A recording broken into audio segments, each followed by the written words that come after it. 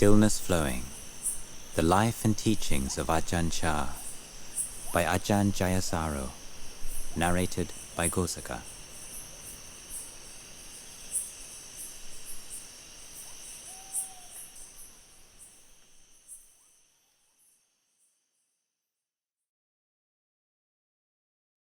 Chapter 3, Off the Beaten Track.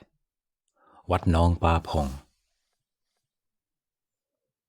Inspiring are the forests, in which worldlings find no pleasure.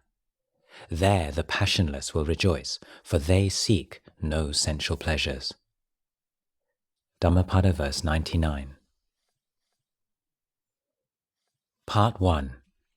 Settlers. Pong Forest.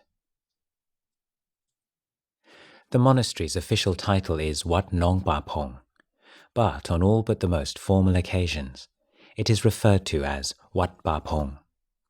Wat means monastery, Nong is a pool of water, Pa is a forest, and Pong is an indigenous wild grass. It was on the 8th of March 1954 that Luang Por Chah and his disciples made their way along the cart track running westwards from Ban Ko on the last leg of their journey to Pong Forest. Afternoon temperatures at that time of year regularly exceed 35 degrees, but the oppressive heat would have cooled slightly as they approached the dense forest and the path become increasingly stippled and striped by the shade. In the late afternoon, as the gorged red sun was starting its descent ahead of them, the monks strung up their glots at the edge of the forest amid the hum of mosquitoes and the deafening shrill of cicadas. Pong Forest held strong associations for Luang Por. An abiding memory of his childhood was of his father walking there one morning with some friends to offer alms to the great Luang Por Chah, who was camped out in the forest practicing meditation. That evening, the young Chah had listened with fascination to his father's account of their expedition. It was the first time he had heard about wandering monks living austere lives in the jungle. He always remembered how impressed his father had been that Luang Por Chah ate all his food from his alms bowl rather than from plates as the village monks did. And he also recalled his father's slight puzzlement at Luang Por Chah's teaching style. It wasn't like a proper sermon at all, he had said. It was just like normal talking. Many years later, Luang Por's recall of the day was still strong. When I set off and started practicing, the memory of my father's account was constantly with me. Whenever I came back home to visit, my mind would always turn to this forest. Ajahn Di from Pibun and Ajahn Put once passed through here, and the villagers invited them to stay. Ajahn Put still speaks of it to this day. Ajahn Di said, "This isn't our place. We can't stay. It won't be long now, and the owner will arrive." The following morning, after finishing their daily meal, the group of monks entered the thickly tangled forest for the first time. Villagers from Ban Ko moved in front of them, expertly hacking away through the stubborn vines and luxurious undergrowth with their machetes. Eventually, at the cool heart of the forest, they halted. No photographs were taken of this auspicious occasion. It's unlikely that anyone present that day had ever seen a camera, much less used one. But imagination may supply a picture. The wiry villagers, sweat running down the protective spells tattooed on their chests, squatting in a circle and rolling cigarettes. With Luang Por at the foot of an ancient and imposing mango tree, the monks sit some distance apart, drinking water from their bamboo flasks and tranquility from the air around them. A group of women had been following in the monks' wake. They soon joined their menfolk in methodically removing all the vines, stumps and thorns in the neighborhood of the old mango tree. Clearing land was work at which the villagers were adept, and a central open area soon started to take shape amongst the larger shade-bearing trees, creating a neat, stately, almost park-like atmosphere in the middle of the thick and matted jungle that surrounded them. At the foot of some of the larger trees beyond the edge of this area, small squares of land were cleared for the monks to set up their clots. The monks themselves, forbidden by the Vinaya to dig the earth or destroy plant life, helped by dragging the cut branches into the forest and sweeping the cleared areas. There was a break at midday for the villagers to eat their lunch. Sticky rice and fermented fish brought from home, and fresh forest leaves gathered along the way. Then, with the sun overhead, filtering down between the large patches of shade in bright, hot pools, it was back to the steady rhythm of the work. By late afternoon, a rudimentary path had been cut to the edge of the forest.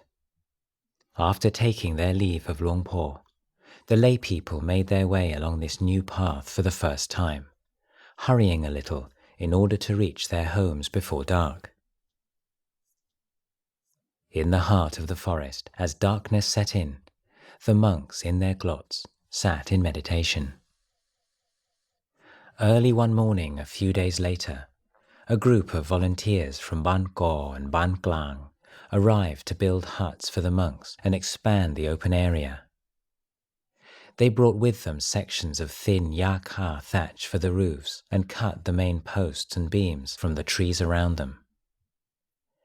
The men deftly split bamboo into long strips to weave into floors, while the women attached large, dried chat leaves to bamboo frames for the walls. 4 huts were completed by the evening. Simple dwellings, but sufficient for the monks' needs. The flimsiness of these shelters could not conceal their significance. The creation, in the space of a day, had transformed the monks' presence in the forest from that of respectful guests of its peace and shade into settlers. Pong Forest, the monks' new home, possessed a certain notoriety amongst local people. In former days, the now dry freshwater pool towards its northern end had attracted many wild animals, including tigers and elephants. Adding to the forest's daunting reputation was the widespread belief that a harsh and vengeful guardian spirit had vowed to protect it from human intrusions. Luang Por, who was generally very forthright in his criticism of baseless superstition, did not counter this belief. On the contrary, he frequently referred to the spirit by name, Po Dang. He once explained to some guests, "When I first came to stay here, it was a hard place to live. There were none of these buildings you see now, nothing but forest. It goes without saying that there were no roads, and coming in and out was very difficult. The local farmers lived a long way away. They didn't dare to come into the forest because the guardian spirit here was so fierce. This spirit was once an elephant herder who would often pass through the forest on his expeditions to capture elephants and would water them at the pond on the way back. In the end, he settled down here to look after the forest, and it's thanks to him that by the time I came to live here, there was still some of it left. Otherwise, it would probably all have been cut down long ago. A number of years ago, some villagers from Ban Bok and Ban Pung did clear a patch of land and plant some rice and vegetables, but all of them came to an unfortunate end.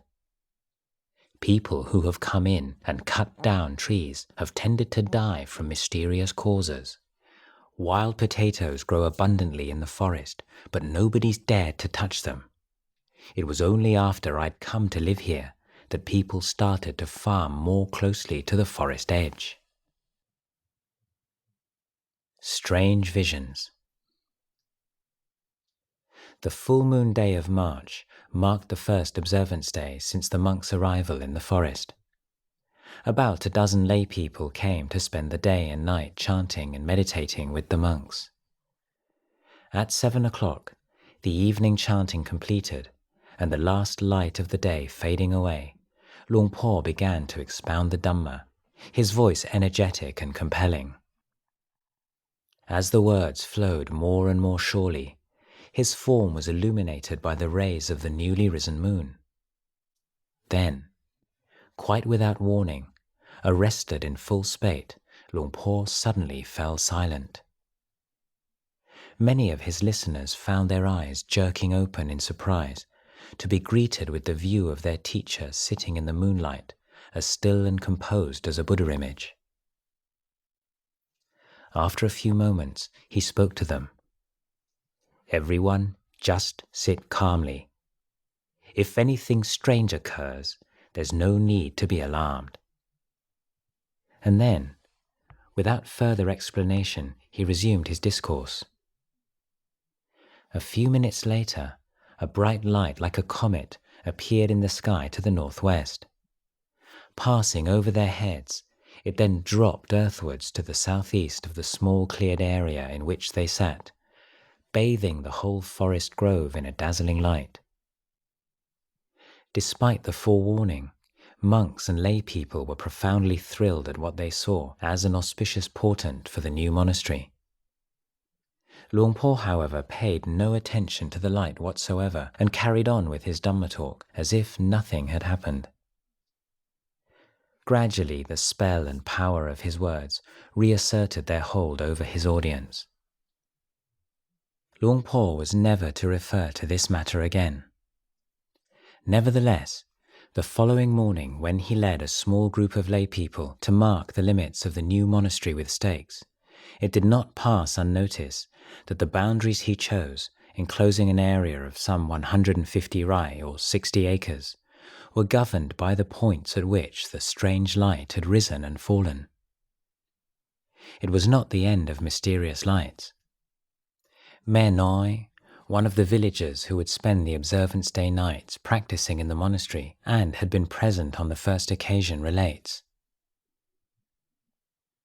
"In those days, it wasn't as easy to get to the monastery as it is today.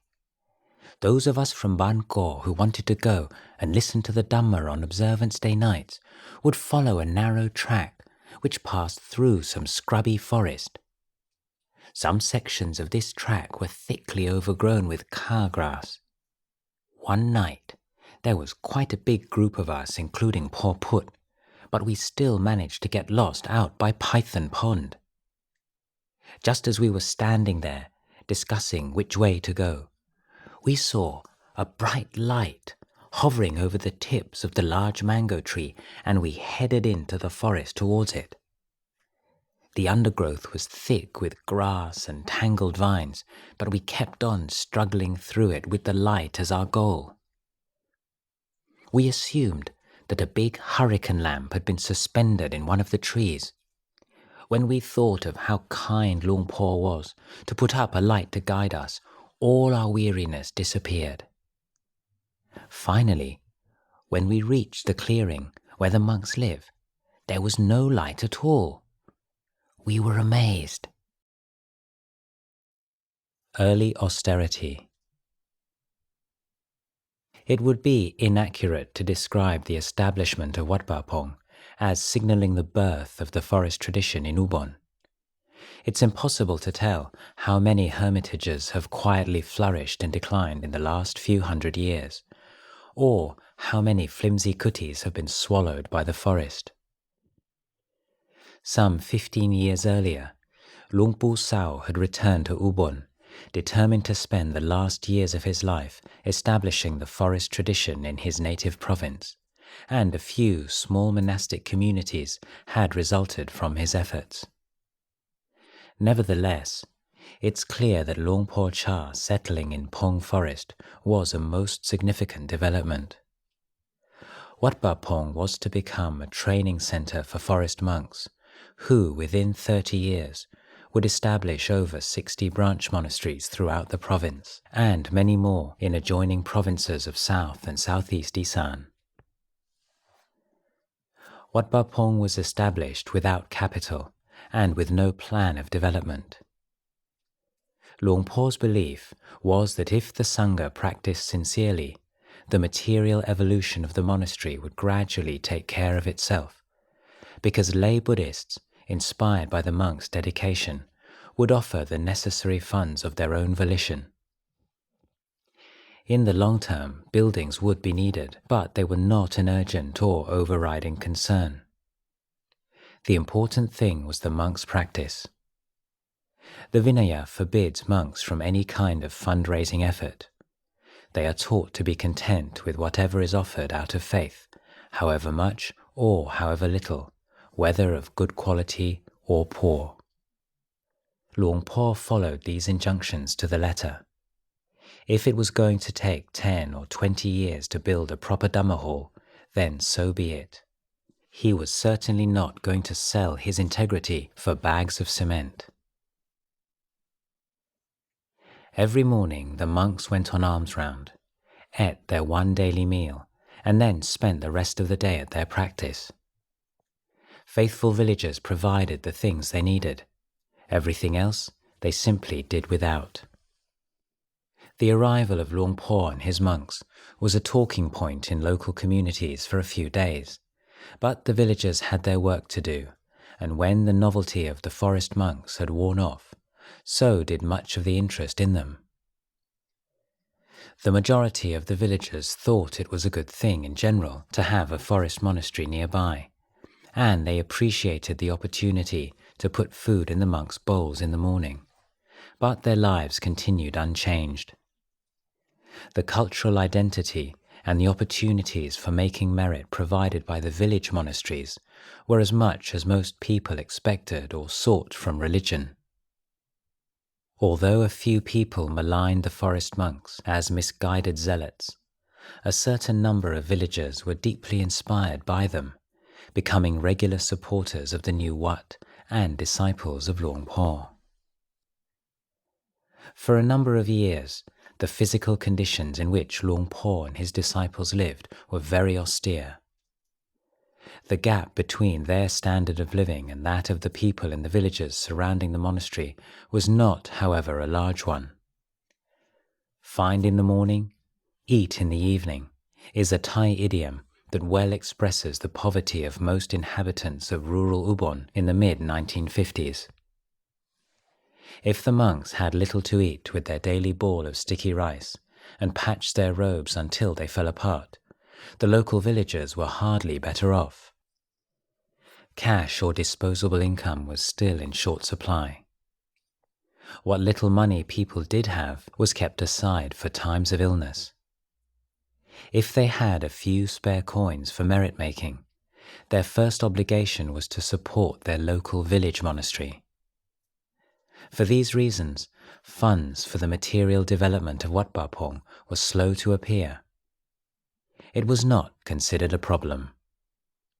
There was no standard length of time laid down for building a monastery. If money was offered, some construction work could take place. If not, it didn't. Requisites. The monks had 3 main robes made of thick cotton, supplemented by 1 or 2 angsas, shoulder cloths, and bathing cloths. The upper robe, or jiwon in Thai, and the lower robe, the sabong, if looked after and patched as they began to wear thin, could last for 3 or 4 years, and the double-layered outer robe, the sanghati, much longer. Both larger robes could double as blankets at night. Bedding consisted of a rattan mat and a folding wooden pillow that the monks usually made themselves. Their other requisites consisted of a glot, a shoulder bag, a sitting cloth, water filter, needle and thread. They had no footwear. Candles and matches were hard to come by. Water for drinking and general use was drawn from a well. To make fire, as Luang Por described, you'd stuff kapok into a length of bamboo, leaving one end open with half a lemon skin as a lid. Then you'd strike the flint to get a spark and light the kapok in the tube. Walking around at night was dangerous. You'd come down from your kuti in the thick black darkness, Raise your hands in Anjali above your head and say Sadhu with the power of the virtues of the Buddha, the Dhamma and the Sangha. Sabbe satta sukhita hontu, sabbe satta avera hontu, sabbe satta abhiya pacha hontu. May all beings be happy, and please leave me be. In the middle of the night, it was pitch black. You couldn't see a thing. It was easy to tread on something on your walking path without seeing it. In fact, I trod on snakes a number of times. There's a lot of those small venomous pit vipers around, but they never bit me. Cloth was in very short supply. If a robe became ripped, its owner would be expected to patch and darn it until the cotton reached a terminal, tissue paper stage of decline, at which every slight strain would tear it. Only then would the monk be issued cloth from the monastery store to make a new one. Ajahn Tieng remembered. For the first 3 or 4 years we sewed by hand. Sometimes, after cutting the cloth for a robe, the whole Sangha would sit down and help with the sewing. Then the robe would be dyed in jackfruit dye. By the time it was finally ready to be worn, a couple of months had passed. Making the full set of 3 robes was no easy thing. To get enough dye, you had to keep the wood chips boiling on the fire for hours and hours. That is, if you could get hold of any cloth to make the robes to dye in the first place. Bowl covers we had to crochet ourselves. It was difficult. If there had been as many monks as there are these days, I don't know how we would have managed. It was hard, but Luang Por kept it all going. Alms food. Alms food was basic at best. Usually the monks would return from alms round with little more than sticky rice. Only rarely would there be a few bananas or dried fish to augment it. The Isan tradition, especially in the countryside, was to make alms round an almost ritual offering of rice, and then afterwards to take side dishes to the monastery. Known in Thai as gap khao, which means literally with rice, curries, fruit, sweets, edible leaves, etc. would be offered to the monks at mealtime. It was a custom that maintained a close daily relationship between the Sangha and the laity, but it was not a system that worked so well when the monks lived a long walk away from the village. Although few people could find time to go to Wat Pah Pong in the morning, they were slow to change their almsgiving habits. Plain rice was still the most common offering on alms round. Consequently, as they returned from the villages, the novices, unhampered by the Vinaya rules that prohibited the monks from destroying plant life, would stop to pick edible leaves from the trees by the path. These leaves, dipped in chili sauce, would relieve the monotony of the heavy sticky rice. 4 women, Luang Por's mother, Mare Pim, and 3 other elderly villagers came to live in the monastery in that first year, and they tended a herb garden to supplement the alms food. Mechi Bunyu Pimwong, who arrived a few years after the Mechi community was established and went on to become the senior nun, remembers the hardships of those days. The food that was left over from the monks would be distributed amongst the Mechis. However much that might be, there was never any left over. If the monks got nothing, then we would go without as well. We'd never try to procure food from elsewhere.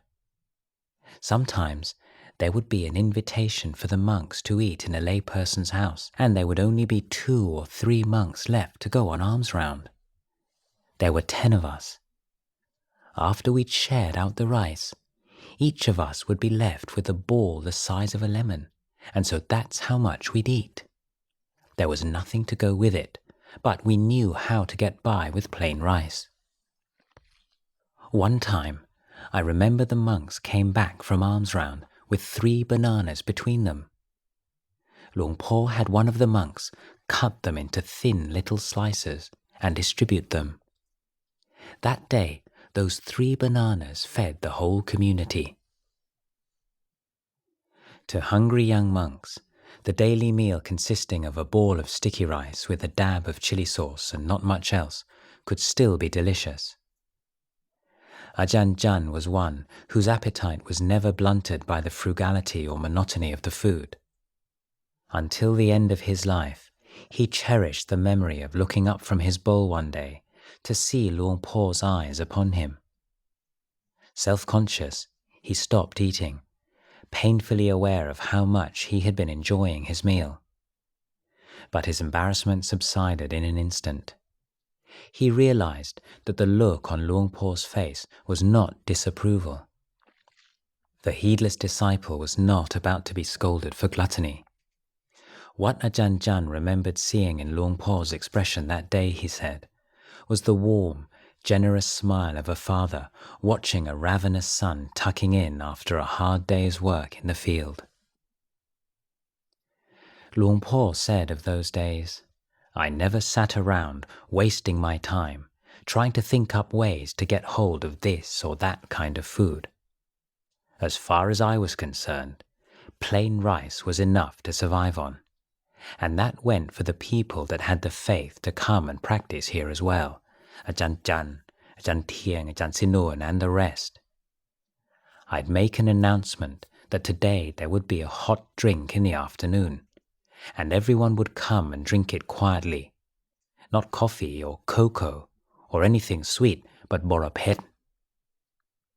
Nobody complained about its bitterness.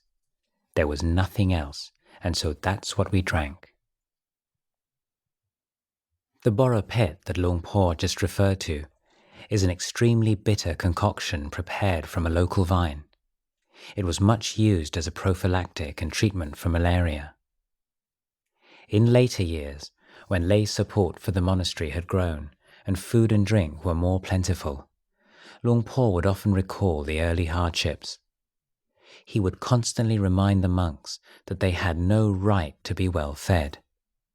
Frugality was not an austerity imposed through circumstances, but a virtue to be cultivated.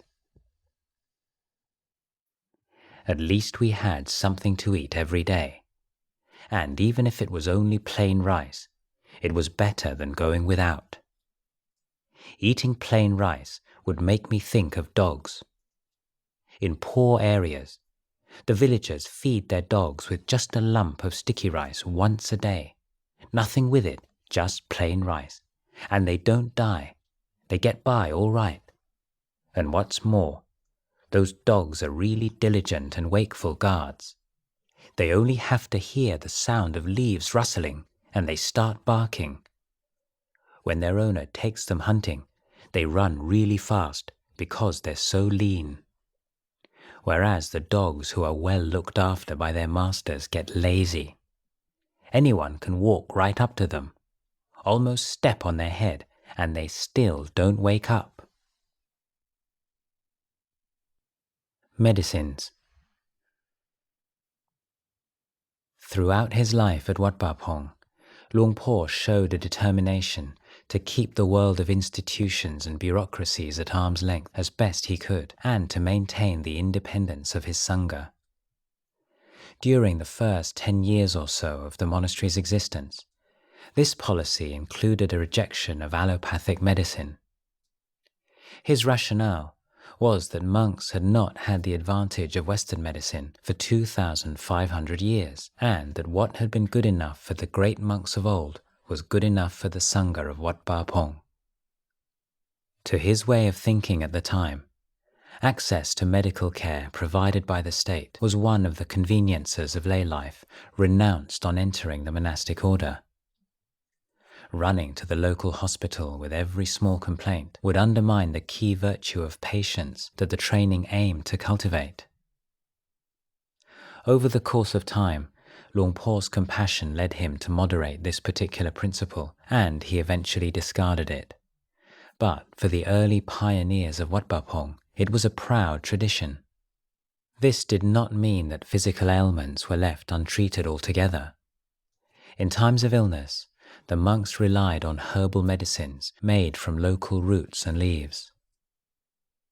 Luang Por himself had gathered a wide knowledge of such traditional remedies during his years of wandering, and new treatments for most of the common ailments that afflict monastics: digestive problems, joint pain, and hemorrhoids. In the early years at Wat Pah Pong, malaria was the greatest scourge, and virtually nobody was spared from it. For those afflicted, malarial fevers occur every 1 or 2 days, usually commencing in the afternoon. They are characterized by a coldness that no number of blankets can relieve, and accompanied by blinding headaches and nausea. If the parasites find their way to the brain, death may result. Fortunately, nobody died at Wat Pah Pong, but many, including Luang Por, came perilously close. Mechi Bunyu remembers one occasion vividly. Luang Por was the first one to fall ill with malaria, and he got it very badly. He had the monks carry him down from his kuti and lay him on a bamboo bed in the shade. We had no modern medicines. Luang Por wouldn't let anyone have anything to do with the hospital. He wouldn't even let anybody mention its name. So we just did our best to treat him with the herbs we had. When he got really bad, his skin took on a kind of greenish, discolored hue. We knew that meant he'd reached the last stage of the illness. One day, the fever was particularly severe. After laying there for a moment, he'd pull himself up into a sitting posture. Then, almost immediately, he would crumple back down again. This happened time and time again. Monks, novices, nuns and lay people, we all sat there, watching in silence. All our eyes were glued to him. He sat up again. He was swaying from side to side, trying to keep himself upright. He looked about and saw the dipper of medicine. He lifted it towards his mouth unsteadily, and before his attendant could help him, tipped it all over himself. He lay there drenched for a moment. Then you could see him make a great effort to gather himself. He put the dipper down, sat straight upright one more time, and stayed that way. There was silence. He had entered samadhi. We were all frightened and amazed at what we saw. The next morning, he still hadn't recovered, but from then on, over a period of many days, he started to gradually improve. I don't know how it was he recovered, but as soon as he did, then everyone else started to get ill. It was like an epidemic. Monks, novices and nuns, everyone got it badly. Malaria rarely disappears completely. It often lies dormant in the liver. Luang Por was to suffer a number of relapses over the next 3 years. Ajahn Chah was one of the monks who tended to him during those times. At one time, he became seriously ill, and we took turns nursing him. There would be 2 monks on each shift who would sit out on the veranda of his kuti and go inside every now and then to check how hot he was and see if he needed anything. But he would never let us massage him. He was concerned he'd become dependent on it. So we would sit out on the veranda, and he would lie in the room shaking with fever. The attendants didn't talk. We would sit meditating with our backs to each other. Whenever there was something to be done, we went inside. His fever would come on in the afternoons. I remember one day some people had come to see him and were waiting beneath the mapphai tree, where we'd made a raised seat for him to sit on. Luang Por's fever was very high right then. His head ached and he felt nauseous. But when we told him he had guests, he just got up, put on his robe, and went down to welcome them as if nothing was the matter. The fever gave him bad constipation. Finally, one day he called me over. "Ajahn Chah, come and have a look at this." I walked over to where he was standing. He pointed to a leaf that he'd put down on the ground by the side of him and said, "That's why I've been so constipated." I looked down. In the middle of the leaf was something that looked like a small rock. It was a lump of his excrement. The medicine used for malaria was prepared from borapet. The making of borapet infusions became one of the daily duties of the nuns. Mechi Bunyu recounts the method. You'd finely chop the vine, a foot-long section for each person, pound it into a mush, and then strain it through a thin cloth into a glass of water. That would give you a thick liquid. Then you'd have to hold your breath and knock it back. Luang Por's attitude to illness was uncompromising. The monks in those days knew how to endure. No matter how ill they were, they would refuse to go to the hospital. I myself had malaria for 3 years and never went to the hospital once. I just struggled with it here. How did I treat it? I boiled borapet and drank it with salt or some more. It worked really well. It just wasn't very pleasant, that's all. It was difficult on the body, but if you haven't reached your time, you won't die. There was no medicine in those days. If anyone got malaria, I'd encourage them, endure it. Meditation monks must be fearless. If any of you die, I'll see to the funeral myself. If I die first, then all of you can cremate me. Don't hold on, it's suffering. That's how we talk and admonish each other.